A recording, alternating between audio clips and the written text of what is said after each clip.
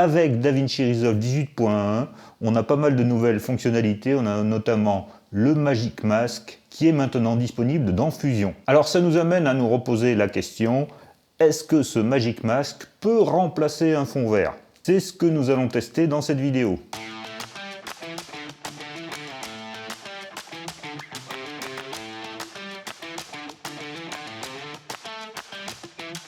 Bonjour et bienvenue sur Pix'n'Light. Le Magic Mask, c'est donc cet outil qui était disponible uniquement dans l'étalonnage et qui malheureusement est disponible uniquement dans la version studio. On peut créer des masques pour sélectionner un sujet, mais cet outil est-il assez précis pour pouvoir remplacer un fond vert et vraiment détourer notre sujet?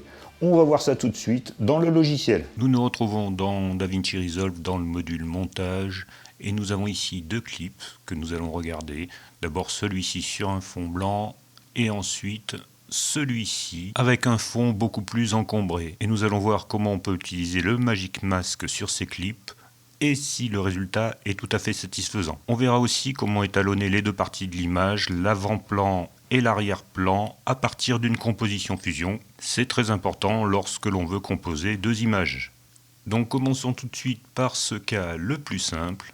Je place mon curseur sur le clip, je vais aller dans Fusion. Vous ne connaissez pas les bases de Fusion, reportez-vous aux différents tutoriels que vous retrouverez sur la chaîne et qui vous expliqueront les bases pour démarrer avec Fusion. Donc j'ai ici mon Media In, j'ai mon Media Out et entre les deux je vais connecter différents effets pour pouvoir réaliser ma composition. Si je souhaite afficher mon image avec un profil qui ressemble à un profil étalonné, je vais simplement aller ici et je vais choisir ma lutte qui permet d'étalonner mon log.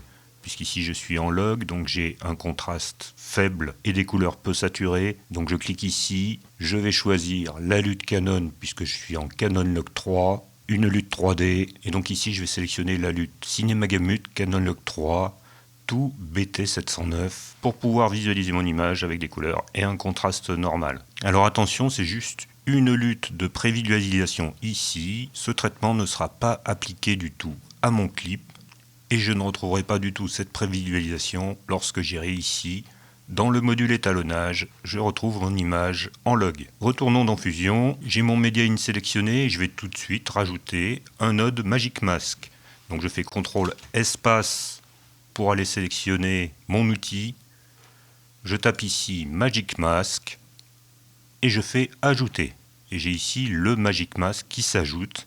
Pour l'instant, il n'a pas d'action car je n'ai pas sélectionné la zone que je souhaite masquer. Et je vois que si j'amène ma souris ici sur mon visualiseur, j'ai une petite pipette avec un plus qui va me permettre de sélectionner la zone. Mais avant ça, je vais d'abord choisir ici dans mon clip l'image qui va me permettre de sélectionner au mieux mon sujet. Alors je trouve que celle-ci, elle est pas mal parce que je vais pouvoir sélectionner correctement les bras, le corps et la tête sans avoir de zones qui vont être cachées. Car le Magic Mask dans le module Fusion, il ne fonctionne pas tout à fait comme dans le module étalonnage. Je n'ai pas une option pour sélectionner un personnage. Je vais être obligé de sélectionner une par une les différentes zones de la personne. Donc je vais faire un premier stroke pour sélectionner cette zone. Je vois que tout le reste a disparu, donc ce n'est pas très pratique pour visualiser l'endroit où je dois faire mes strokes. Donc je vais visualiser mon Media 1 ici dans le visualiseur 1. Comme ça j'ai une visu de la zone sélectionnée et j'ai une visu globale de mon image avant masquage. Ici aussi je vais mettre une lutte de visualisation parce que c'est quand même plus joli et je vais continuer à tracer les traits dans ce visualiseur. Maintenant que j'ai fait ma sélection, tournons-nous vers l'inspecteur et ici je suis par défaut ici dans mon inspecteur en mode tracking. Dans ce mode tracking, j'ai d'abord mes différentes fonctions de tracking. Donc j'ai la fonction pause, j'ai la fonction traquer dans les deux sens, j'ai la fonction traquer en arrière, traquer en avant. Et ici, c'est traquer en arrière, image par image, et traquer en avant, image par image. Nous allons voir que ça peut être utile dans certains cas. Ensuite, j'ai l'option Go to Frame qui me permet d'aller ici par le bouton central au frame de référence qui va être mon premier frame que j'ai choisi au début. Ici j'ai le premier frame qui a été traqué et le dernier frame. Nous allons voir que ça aussi c'est très utile lorsqu'on a besoin de faire des retracking. Ensuite on a le mode de stroke, là on est en mode additif, donc si je fais un trait je vais rajouter un élément à ma sélection. Ensuite on a le mode de soustraction pour enlever un élément. Et puis on a le mode sélectionné. Si j'utilise le mode sélectionné, par exemple, je peux ici sélectionner un stroke et pouvoir le supprimer. Mais là on va repasser en mode additif pour l'instant. Ensuite j'ai la possibilité d'effacer des strokes avec différentes fonctions. Ensuite je peux régénérer ou effacer mes disques cache, car au fur et à mesure des opérations, tout ça va être mis dans le cache disque et parfois lors de certaines opérations le logiciel peut perdre certaines informations, donc on peut avoir besoin de régénérer le disque cache. Ensuite j'ai le frame de référence qui est actuellement le 516 où je me trouve, et puis j'ai la zone qui a été déjà traquée, donc pour l'instant je n'ai pas fait de tracking, donc je vais de 516 à 516. Ça va être important de pouvoir visualiser cette zone qui a été traquée. Et puis enfin j'ai le mode, pour l'instant je suis en faster. Donc en faster, je vois que j'ai quelque chose qui n'est pas très précis, qui fait des petits angles. Donc je vais de suite passer en better.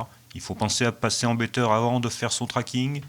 Si on le faisait après, les données du tracking seraient complètement effacées. Donc il faut choisir son mode avant d'effectuer le tracking. Alors là, je vais lancer mon tracking en avant et en arrière, puisque mon frame de référence est situé au milieu du clip.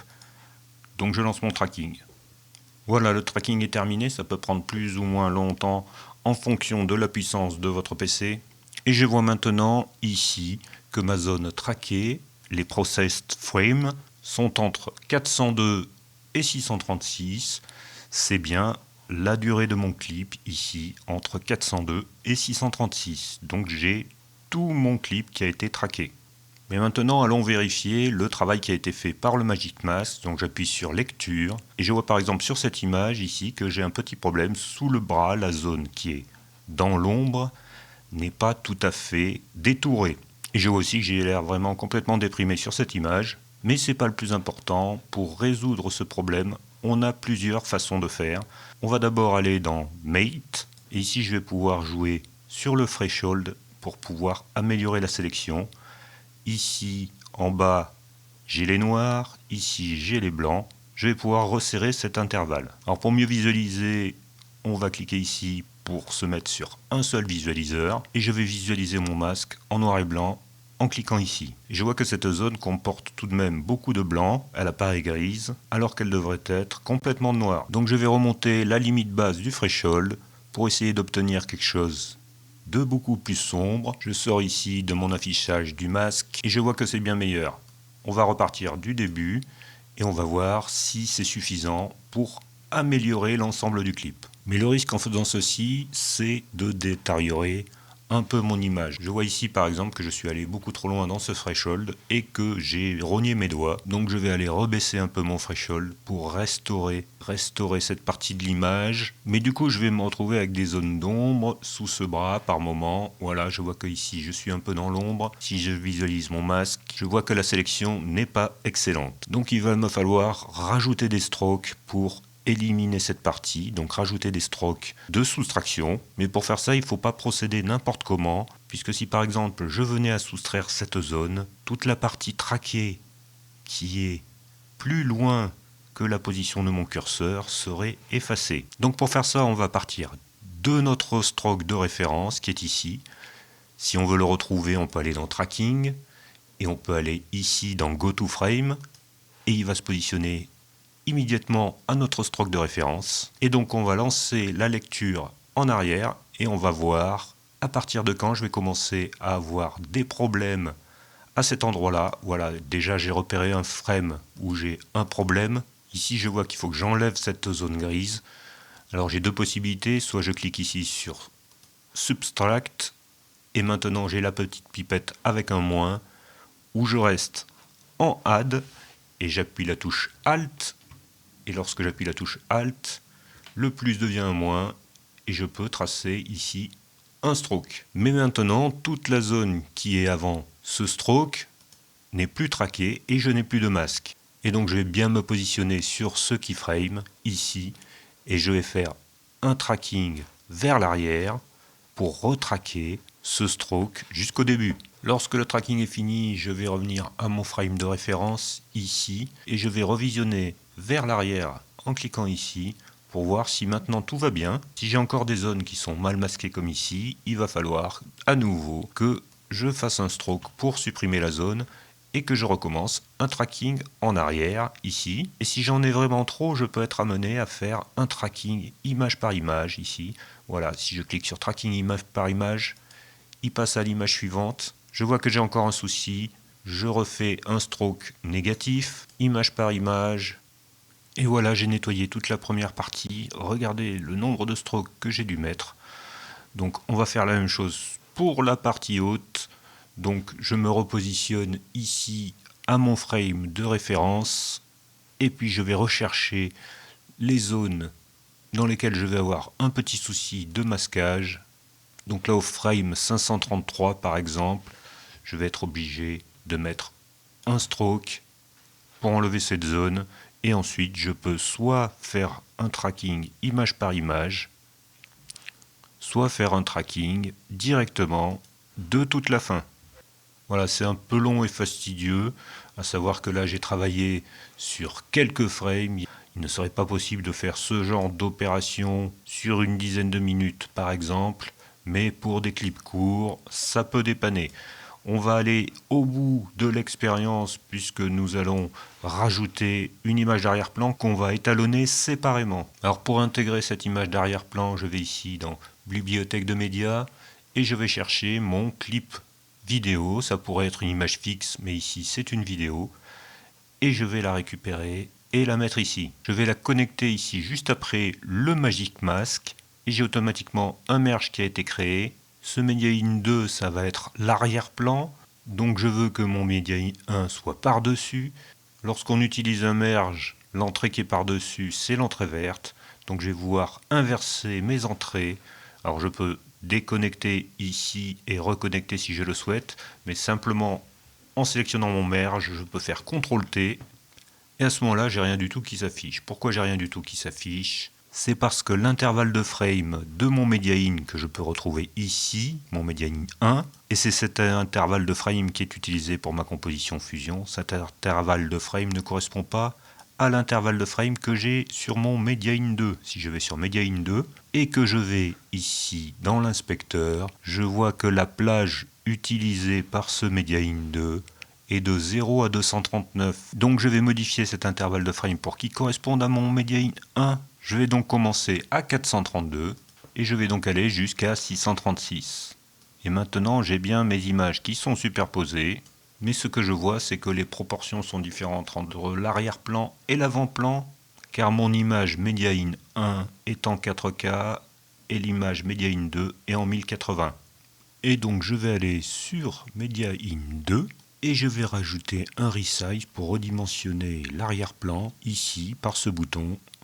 Je clique sur redimensionner et instantanément l'arrière-plan était redimensionné aux dimensions de la 4K. Je vois dans l'inspecteur que j'ai la possibilité de configurer la largeur et la hauteur de ce resize. Pour pouvoir effectuer l'étalonnage de l'arrière-plan indépendamment de l'avant-plan, je vais rajouter un deuxième Media Out, une deuxième sortie qui sera connectée directement à mon Magic Mask. Donc je fais un clic droit dans la zone des nodes, je fais ajouter un outil, je choisis ES et je choisis une sortie média. J'ai maintenant deux sorties médias, ici le Media Out 2 qui dans l'inspecteur a l'index 1 et le Media Out 1 qui dans l'inspecteur a l'index 0. C'est le Media Out 1 avec l'index 0 qui sera utilisé par défaut par le module étalonnage. Mais nous allons voir que dans le module étalonnage, on va pouvoir aussi utiliser ce Media Out 2 qui va être connecté à notre masque.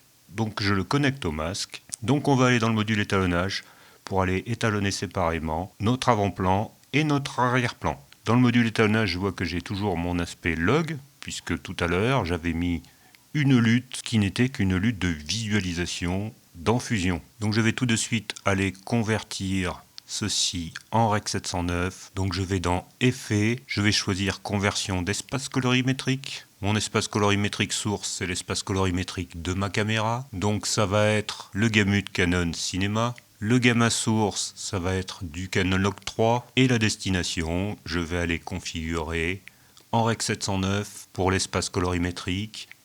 Et le gamma de destination, ça va être le gamma de 4. Donc j'ai réalisé ma conversion, mais je vois ici qu'elle s'applique à l'avant-plan et à l'arrière-plan. Je veux pouvoir traiter l'avant-plan indépendamment de l'arrière-plan, donc je vais rajouter une entrée. Je fais un clic droit, ajouter une source. J'ai une deuxième source qui par défaut est le Media Out 2. Si je vais mettre ma souris ici sur cette source, je vois ça s'affiche Media Out 2. Si je mets la souris ici, j'ai Media Out 1. Et bien cette source Media Out 2, je vais la connecter ici à l'alpha de mon node. Et maintenant, je vois que j'ai bien l'étalonnage seulement de mon avant-plan. Mais je peux souhaiter aussi étalonner l'arrière-plan de manière différente. Donc pour ça, je vais aller rajouter un node. Je fais un clic droit, ajouter un nœud correcteur. Et je sais que mon arrière-plan, il est en Media Out 1. Donc je vais connecter mon Media Out 1 à ce node. Et ici maintenant, si je fais des modifications, il ne se passe rien car mon node ici n'est connecté à rien en sortie. Donc je vais rajouter un élément pour lier les deux sorties. Donc je vais faire un clic droit sur mon node, je vais faire ajouter un nœud et je vais choisir ajouter un correcteur en calque. Je vais connecter la sortie de l'étalonnage de mon avant-plan ici à la deuxième entrée. Et puis je vais connecter la sortie à la sortie de mon étalonnage. Et maintenant je peux effectuer l'étalonnage de cet arrière-plan de manière indépendante. Je peux monter un petit peu ma saturation par exemple. Je vais pouvoir monter un peu mon contraste. Je peux réaliser tous les effets que je souhaite sur l'arrière-plan indépendamment de mon avant-plan. Alors je peux multiplier les nodes, ici je peux en rajouter. De la même manière, je peux rajouter ici des nodes avant ce node, en faisant Shift S par exemple. Et là aussi, sur ces nodes-là, je peux modifier ma saturation, je peux modifier l'ensemble des réglages qui sont disponibles dans le module étalonnage. Le résultat est pas trop mal, je trouve. Cette méthode d'étalonnage est très utile à partir du moment où on fait du compositing à l'aide de fusion ou des intégrations de fond vert. Passons maintenant au deuxième clip qui va être un peu plus compliqué puisque je ne suis pas sur un fond blanc. Donc je vais sélectionner mon clip, je vais faire un clic droit et je vais faire Nouveau plan fusion. Et je vais aller dans Fusion en cliquant ici. Alors je vois que dans ma précédente composition, je n'avais pas créé une composition fusion. Alors je ne partais pas de zéro. C'est pour ça que j'avais été obligé, lorsque j'ai rajouté mon arrière-plan, de modifier l'intervalle de frame concerné par cet arrière-plan. Là je pars bien de 0. Et j'ai donc des frames de 0 à 88. Je fais CTRL espace pour rajouter un Magic Mask. Magic Mask, il a gardé en mémoire ma recherche de tout à l'heure. Je fais ajouter et le Magic Mask s'ajoute ici. Je suis bien en additif, donc je vais pouvoir commencer à sélectionner mes zones, mais d'abord je vais sélectionner le frame qui me convient bien. Voilà, celui-ci, il me va pas mal. Et comme tout à l'heure, je vais passer en double visualiseur pour visualiser ici, dans le visualiseur 1, le média 1 et ici, la sortie. Donc je commence à faire mes strokes et comme tout à l'heure, je vais pouvoir sélectionner l'ensemble de mon sujet. Alors je vois d'ores et déjà, avant même de faire le tracking, que je vais avoir un souci ici, dans cette zone d'ombre. Donc je vais essayer de rajouter des strokes négatifs. J'appuie la touche Alt et je fais un stroke ici. Mais je vois que ça risque d'être bien compliqué. Je vais essayer de faire un tracking et on va voir ce que ça donne. Voilà, le tracking est terminé. J'avais fait un tracking dans les deux sens. Si je fais lecture, je vois qu'il se passe quand même des choses un peu bizarres là. Un peu bizarre aussi ici. Alors je pourrais passer image par image de nouveau pour essayer d'affiner ça. Mais comme sur cette image, on a des zones de contraste qui ne sont pas très élevées. Ici, entre le t-shirt et l'arrière-plan, on n'a pas un contraste bien favorable à notre masquage, ça pourrait être un peu compliqué. Mais dans cet exemple, ce qui va nous intéresser, ce n'est pas seulement de sélectionner une personne, mais de pouvoir sélectionner aussi des objets. Donc je vais retourner à mon image de référence, ici, Go to Frame, je clique dans l'inspecteur, Je vais aller supprimer ici les strokes négatifs. Donc je fais Select et je vais sélectionner ici mes strokes. Je clique sur la petite poubelle, je repasse en additif et je vais pouvoir sélectionner les objets que je souhaite. Alors par exemple ici, j'ai une couverture, ici j'ai un coussin. La sélection pourrait être aussi affinée ici. Ici je vais sélectionner ceci et je vais sélectionner mon canapé. Voilà, je vais sélectionner l'intégralité du canapé. Quand la sélection est réalisée, je peux passer sur une seule image pour voir mieux ce que je fais. Ici, je peux rajouter un petit stroke. Je vais passer en better avant d'effectuer mon tracking. Là, je vois que j'ai mon spot qui a été sélectionné. J'appuie sur Alt et je fais un petit trait négatif. J'ai le bord du canapé encore ici. Voilà. Ici, la sélection me paraît bien précise. Donc, je vais lancer mon tracking en avant et en arrière. Je vois que j'ai ici un peu de transparence sur le bord du coussin, ici.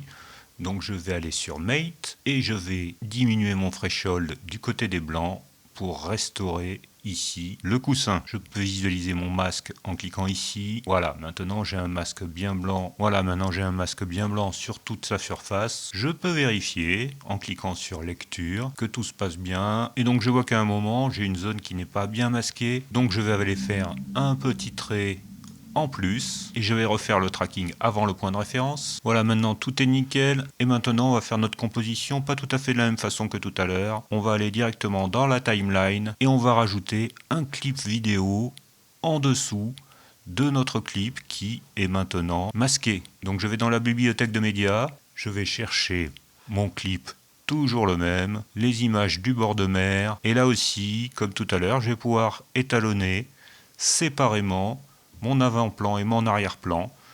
Ici, j'ai mon avant-plan. Ici, j'ai mon arrière-plan. Mon avant-plan, je vais lui mettre ma conversion d'espace colorimétrique. Et mon arrière-plan, je vais monter un peu son contraste. Je vais monter sa saturation. Et je peux, pourquoi pas, ajouter un effet de flou d'arrière-plan. Donc je fais Alt-S pour ajouter une série. Je vais taper ici flou. Et je vais prendre quelque chose de basique. Je vais rajouter un petit flou gaussien que je vais diminuer un peu pour que ce soit relativement réaliste. Voilà, je rajoute un petit flou en arrière-plan. Sur mon avant-plan, je trouve que j'ai trop de contraste. Hop, je vais aller diminuer mon contraste. Je rajoute un node, Shift S, et je diminue un peu le contraste. Et pourquoi pas un petit peu de saturation pour égayer le tout. Merci d'avoir suivi cette vidéo. N'hésitez pas à me donner votre retour sur ce Magic Mask dans Fusion. Est-ce que ça tourne bien sur votre PC? Est-ce vraiment efficace? À très bientôt sur Pixel Light pour d'autres tutoriels sur DaVinci Resolve, sur la vidéo.